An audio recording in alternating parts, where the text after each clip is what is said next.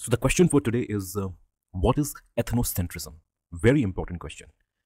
First of all, आपको ये समझना है कि ethnocentrism is not related to any kind of racism or racial superiority or superiority of any particular ethnic community.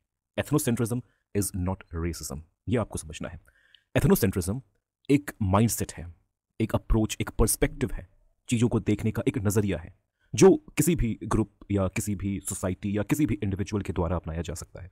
So in this way, ethnocentrism represents a perspective or mindset where an individual or a group thinks and believes that it is his own experience, it is his own sense of right and wrong, sense of good and bad, which is normal, which is correct, and it should be accepted by everyone else out there.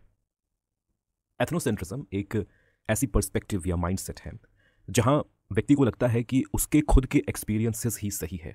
अपने खुद के experiences से उस व्यक्ति ने सही और गलत का जो डेफिनेशन बनाया है, राइट और रॉन्ग का जो डेफिनेशन बनाया है, वही सही है, वही नॉर्मल है, वही करेक्ट है. और इसी डेफिनेशन को और उस व्यक्ति के द्वारा तय किए गए राइट, रॉन्ग, नॉर्मल, एबनॉर्मल के डेफिनेशन को बाकी लोगों को भी एक्सेप्ट करना चाहिए, फॉलो करना चाहिए. अब यहाँ पर एक इंपॉर्टेंट सवाल है कि ये जो कंक्लूजन है, एथनोसेंट्रिस्ट इस तरह के कंक्लूजन तक कैसे पहुंचते हैं, उनका लाइन ऑफ आर्ग्यूमेंट क्या होता है, इसे समझना भी ज़रूरी है.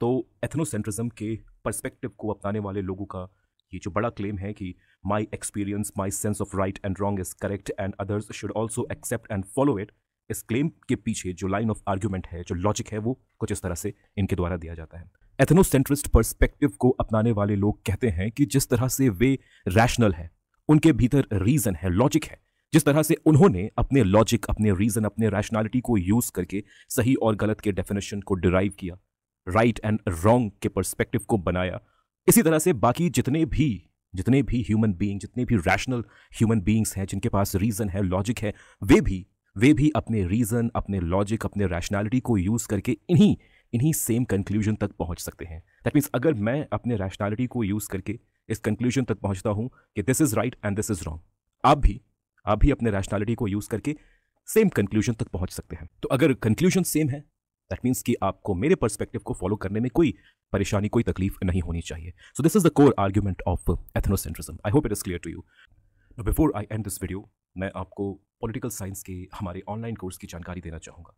यूपीएससी सिविल सर्विस एग्जामिनेशन में पॉलिटिकल साइंस ऑप्शनल के लिए और यूजीसी नेट जेआरएफ में पॉलिटिकल साइंस पेपर 2 के लिए हमने पॉलिटिकल साइंस का एक बहुत ही डिटेल्ड और एग्जॉस्टिव कोर्स तैयार किया है.